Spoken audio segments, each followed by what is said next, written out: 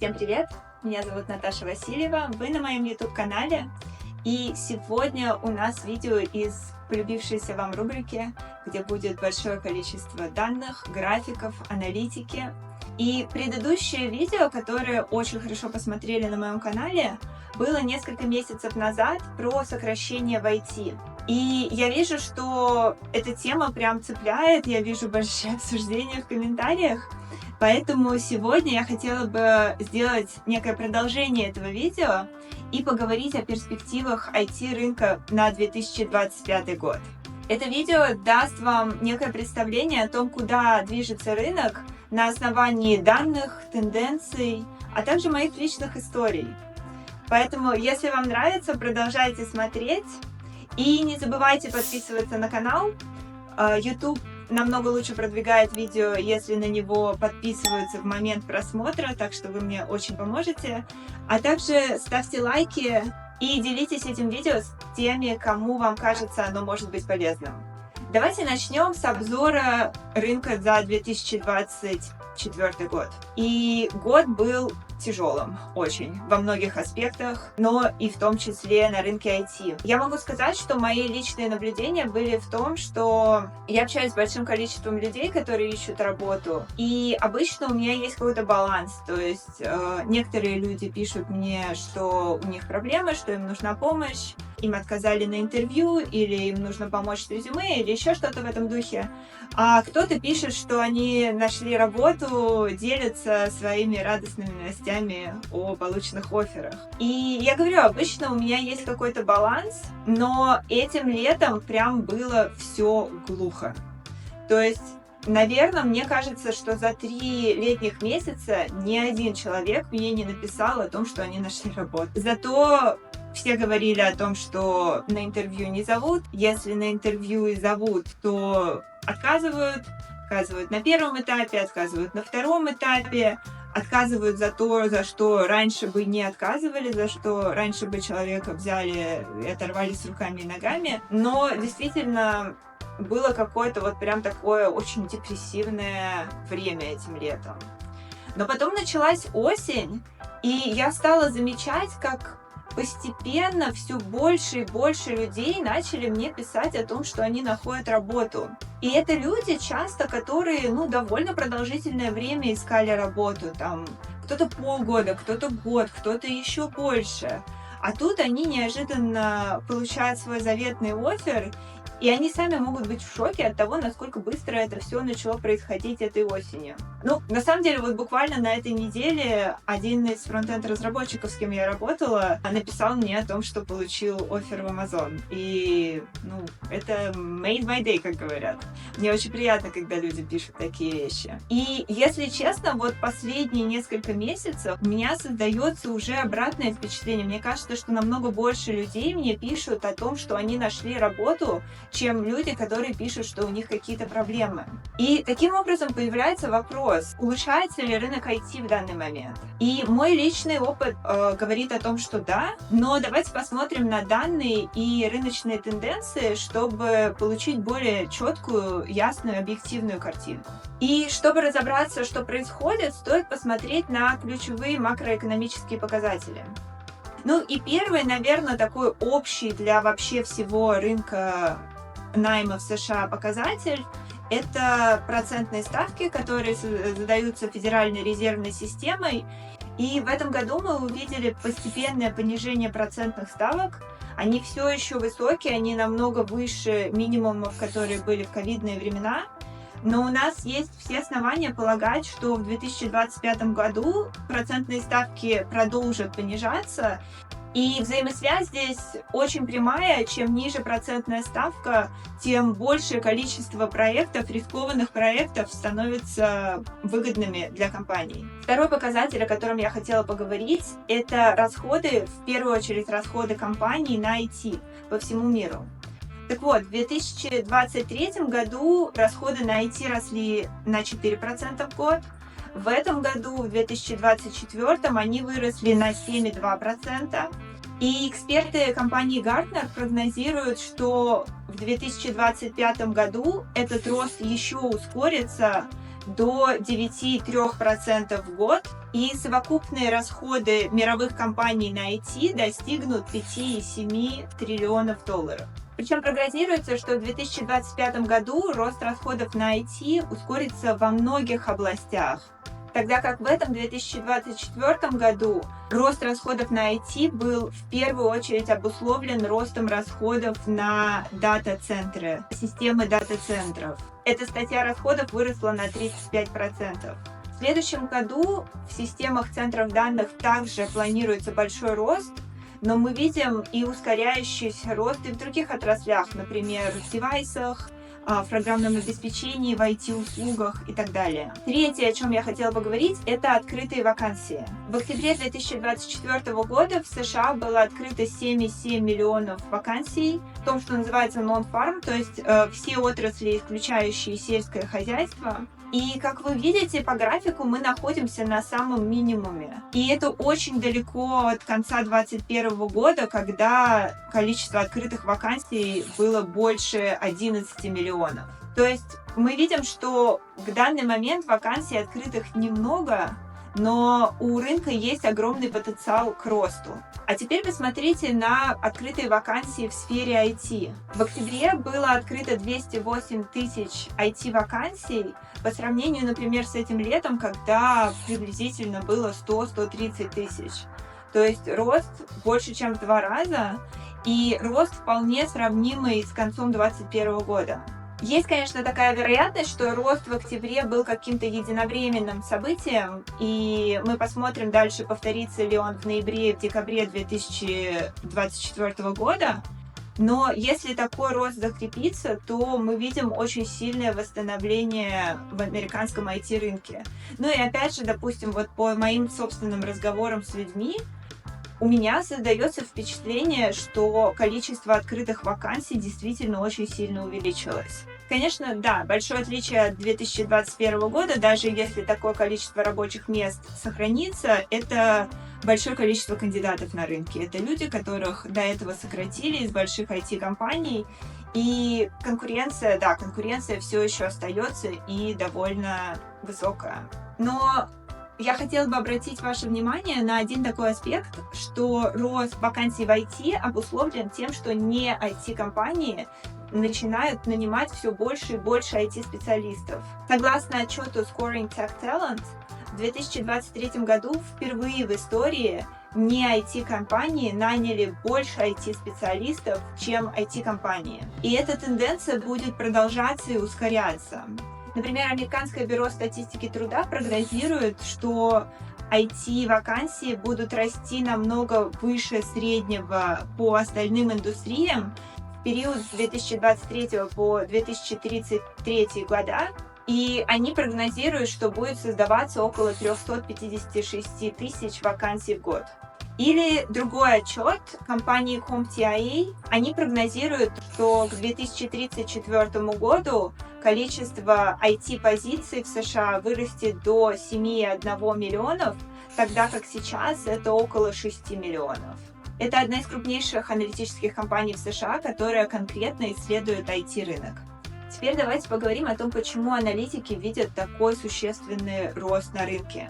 И один из ключевых факторов здесь – это искусственный интеллект. И я могу поделиться своим собственным опытом. Я периодически посматриваю вакансии на продакт-менеджера, это моя собственная должность.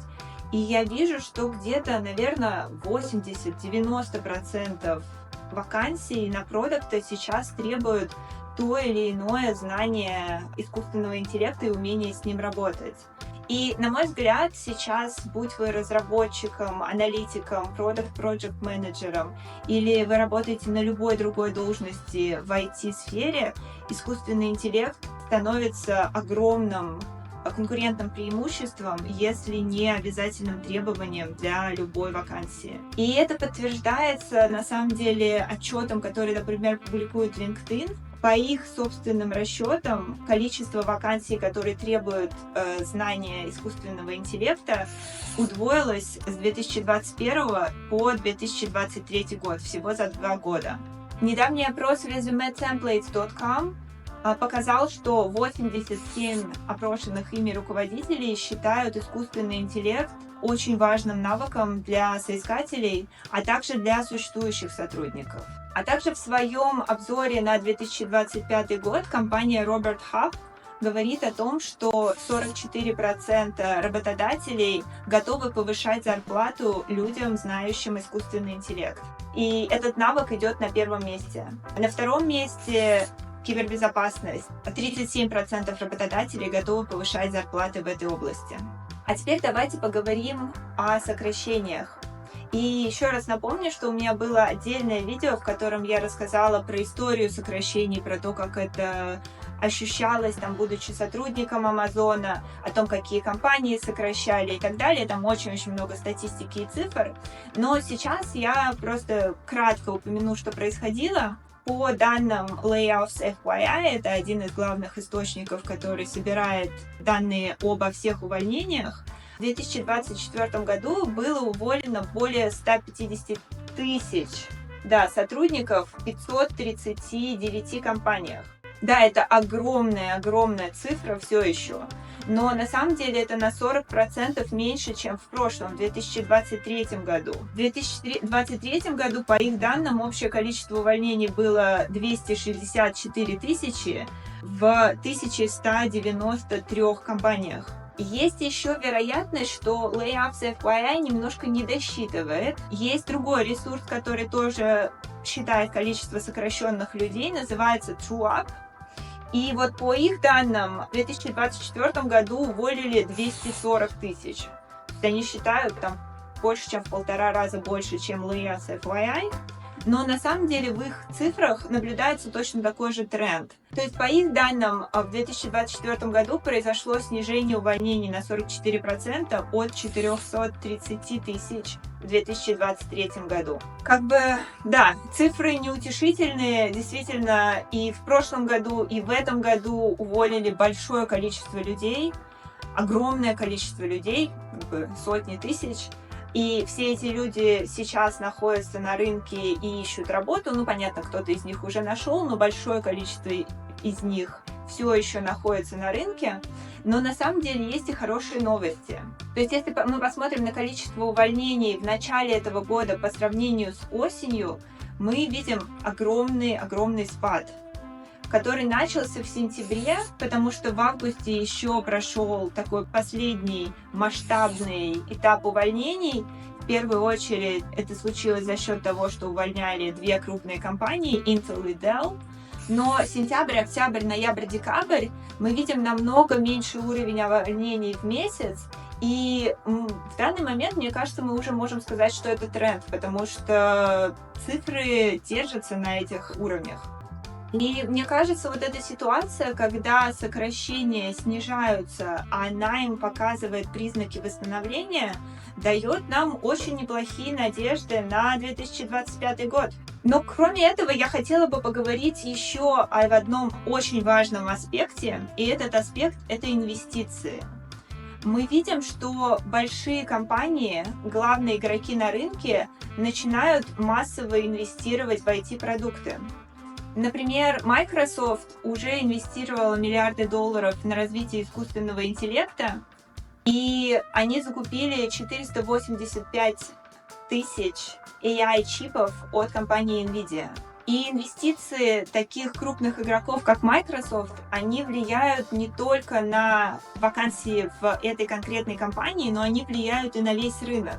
Более того, какие-то более мелкие игроки на рынке смотрят на большие компании, и когда большие компании начинают инвестировать, они также получают сигнал, что, возможно, сейчас хороший момент и стоит в это вложиться. Еще одна крупная инвестиция, которая вот буквально недавно появилась новость, это SoftBank. Это японская телеком-компания, их CEO приезжал и встречался с новоизбранным президентом Трампом.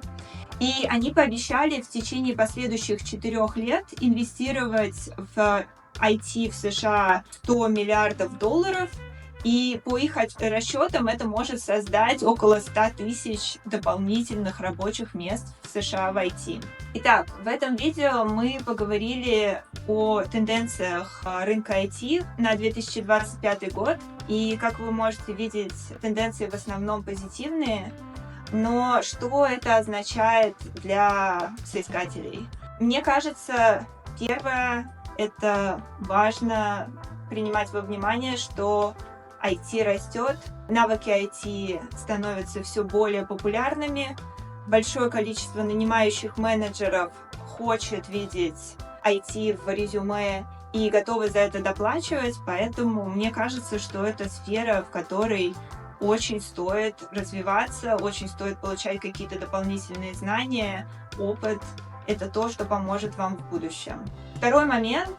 Да, рынок IT улучшается, но все еще, как мы уже говорили, довольно большое количество уволенных людей до сих пор ищет работу, и спрос на вакансии довольно высок, и эта ситуация может какое-то время продолжаться. Поэтому, мне кажется, здесь важно не терять надежду. Мне кажется, здесь важно, несмотря на трудности, даже если у вас вот сейчас в моменте что-то не получается, важно продолжать стараться, получать какой-то фидбэк, заниматься нетворкингом, смотреть, что еще вы можете изменить, как вы можете лучше подготовиться к интервью, и у вас обязательно получится. Истории, допустим, людей, которые прошли через 2023 год, начало 2024 и не могли найти работу, но они находят работу сейчас, говорит о том, что если вы будете упорными, если вы будете продолжать пытаться, у вас обязательно все получится. И на самом деле на моем канале есть огромное количество интервью людей, которые проходили через все тяготы миграции и поиска первой или не только первой работы. Многие мои подписчики говорят мне о том, что они очень мотивирующие в моменты, когда хочется опустить руки. Так что пользуйтесь. Третий момент, о котором я хотела бы вам сказать, это будьте гибкими и держите руку на пульсе, потому что чем дальше, тем быстрее рынок меняется. Рынок IT – это рынок, который меняется быстрее, чем многие другие отрасли. И технологии устаревают, поэтому имеет смысл взять себе в привычку регулярно проверять какие-то новые технологии, востребованные в вашей отрасли. По данным Harvard Business Review, сейчас есть такой термин полураспад технологии, и он составляет 2,5 года. Полураспад — это такой термин, который взят из ядерной области, когда какое-то радиоактивное вещество распадается, и полураспад — это срок, за который половина этого вещества распалась. И когда они говорят, что полураспад технологии составляет 2,5 года, это значит, что за 2,5 года половина навыков становятся бесполезными, и их нужно заменять какими-то новыми навыками. Также по опросу, который проводила компания IDC среди североамериканских лидеров, к 2026 году количество убытков на IT-рынке, связанных с нехваткой необходимых навыков, составит 5,5 триллионов долларов. Так что если у вас есть все необходимые навыки, все современные навыки, вы не прекращаете учиться, вы будете незаменимым сотрудником, который всегда сможет найти себе работу.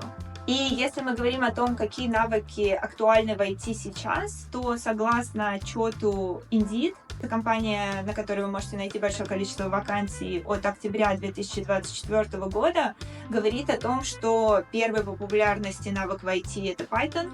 На втором месте идет знание AWS, это амазоновские облачные сервисы, и за ним идет знание Oracle, Java и JavaScript. Так что да, это технологии, которые популярны в данный момент. Подводя итог, могу сказать, что похоже, 2025 год должен стать годом восстановления в IT в США. Поэтому, если вы ищете работу, мне кажется, самое время сейчас подготовиться и спозиционировать себя для успеха. Но при этом помните, что вы не одни. На моем канале вы можете найти большое количество информации. Делитесь своим опытом в комментариях, делитесь своими вопросами. Давайте поддерживать друг друга. И удачи вам в 2025 году. Надеюсь, что мы все найдем работу мечты. И до встречи в следующих видео. Пока-пока.